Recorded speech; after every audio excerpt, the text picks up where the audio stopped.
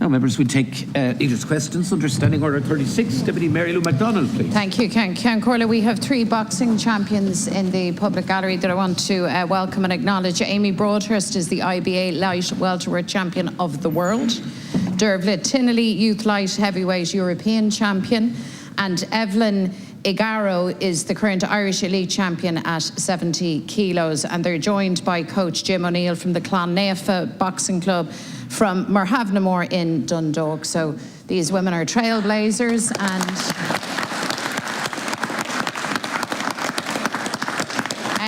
they were around the house. Members met them, and I have to say we're all a bit starstruck, so well done. Keep at it. And of course I see the Muslim Sisters of Era here as well, so you're also most welcome. Thank you for that, Ceann Corla.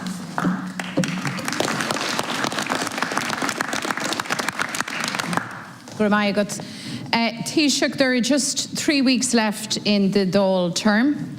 3 weeks for government to see sense and introduce an emergency budget to tackle the cost of living crisis.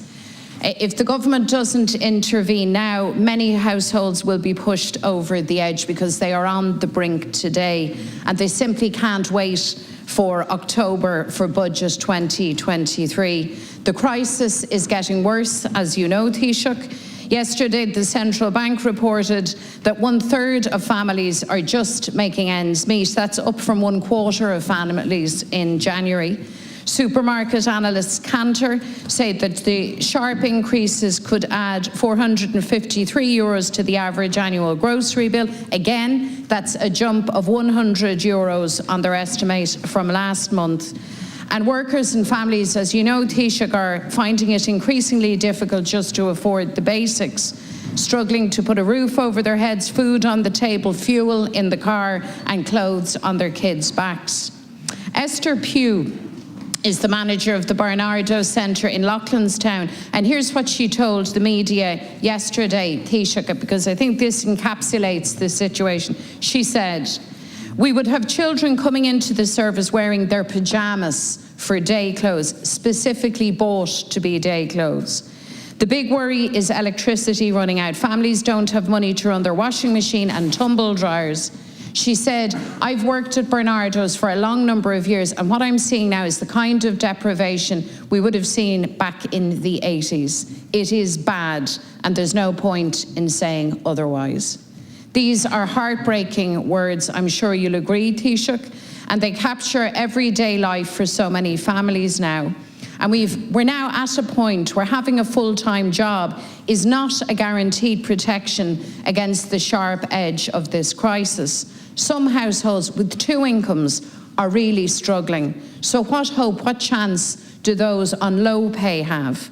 We know, Taoiseach, that there are international factors at play. We accept that. But we also know that this cost of living crisis is a catastrophe for our society. I have been contacted by parents who are worried that they're raising their children now for emigration. I've been contacted by young people themselves who don't want to leave but have their bags packed for Canada and Australia. They say they can't afford a life at home, and that is the terrible vista again of forced immigration looming for us. Tá Chowley inera na fedja a Taoiseach. Anocht, Iran rún hin féinar an rialtas búséid éigen dála a thuirteteach. Ní féidir le hibrithe agus le Chowley fannacht ar búséid fiche trí. Tá daoine ag stracals, tastíon taciíocht uhu inis. Tonight, Sinn Féin brings a motion to the Dáil and it calls on government to introduce an emergency budget to deliver and extend cost of living supports for workers and for families. We shouldn't have to bring this motion, Taoiseach, but government has buried its head on what is a state of emergency for households. So I want to call on every TD to support this motion. I want all of us to work together to ensure that people get the relief that they need so badly and that they get it as a matter of urgency. The truth is, Taoiseach, the government can't clock off in 3 weeks' time and leave families fighting to stay afloat. That would be wholly wrong.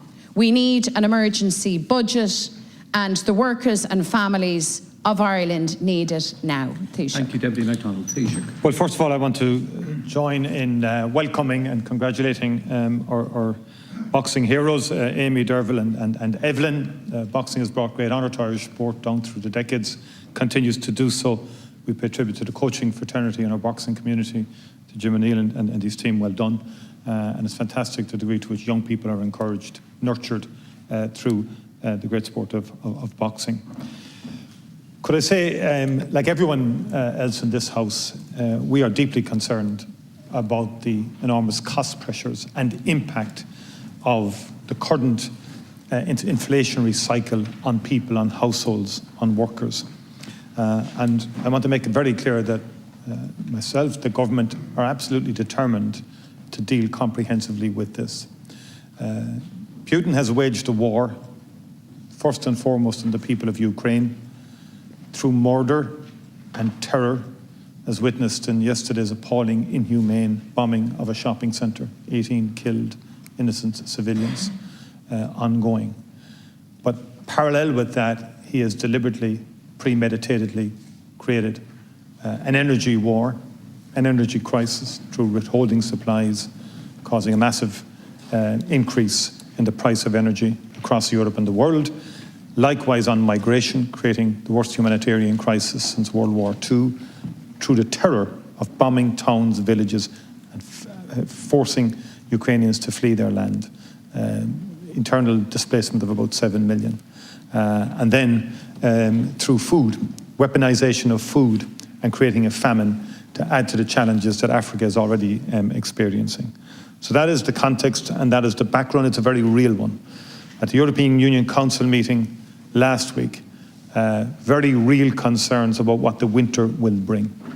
And particularly if gas is cut off fully by Russia from the rest of Europe, and particularly the major states that use Russian gas. That's now a very real prospect already in quite a number of states that has happened. So this is not something we can chase month by month. There has to be a comprehensive response that gets us through the entirety of next winter in particular. And it's a response that has to take on board pay, and there have been discussions between public service unions and the government. There have been settlements in the private sector over the last while, and those will continue. There has to be, and in relation to that, then you have to deal with tax, you have to deal with the expenditure profile of every single government department, which is very much linked to the cost of living issue. If you take an issue like childcare, healthcare costs, and so forth. So the idea of doing something in a sort of isolated silo way is just not the correct response. It does have to embrace pay, expenditure, tax, and the specific cost of living package that would have application in this calendar year to meet the challenges that people are facing.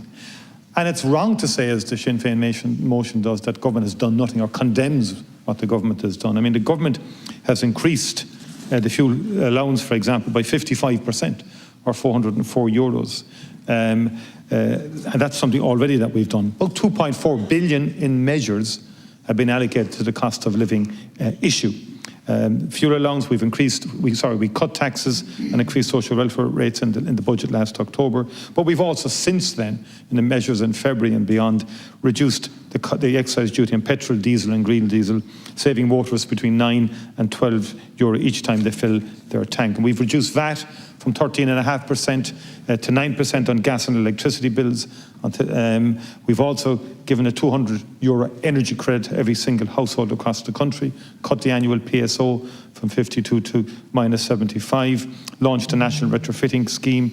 We've introduced new grant rates that will cover around 80% of the typical cost of attic and wall installation. We've put caps on school transport fees for families. We've cut public transport by 20% with an additional 50% cut in fares for young people. We've lowered the threshold for the drug payment scheme. So it's just not fair or balanced to say the government has done nothing. Thank you. Time is up. But what we do need to do is to have a comprehensive package, which we are working on and which we will deliver for people to alleviate the undoubted pressures on people at the moment, and that will be there right throughout the winter. So for all that list that you have recited, for all of that, Esther Pugh, Bernardo Centre, Loughlinstown, has told the story of what's happening on the ground and the real fear and the real stress and pressure that families are living with. Our motion, by the way, does not say that the government did nothing. On the contrary, we recognise the international factors. Putin is despicable. His war is despicable. But the job of this House, of your government in particular, Taoiseach, is to protect Irish families and Irish workers now, in the here and now. And you say that you are concerned, that you're determined.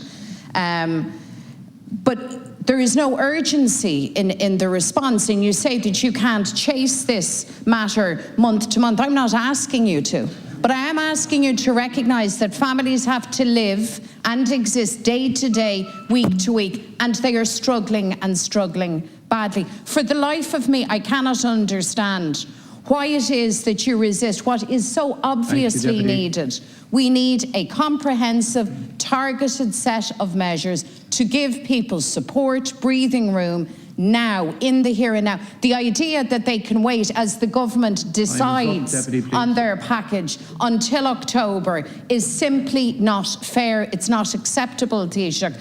And I fear that you're being dismissive of the real life experience that I'm setting out for you. So I appeal to you again to do the right thing and to deliver this comprehensive package, and to do it with urgency, with an emergency in mind. And we need that emergency budget, Taoiseach.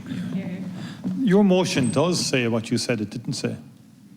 Your motion, and I quote, condemns the hardship, anxiety and desperation being felt by households across the country as a direct result of the government's refusal to introduce measures. That's what your motion says, to support workers and families. You know that's not true.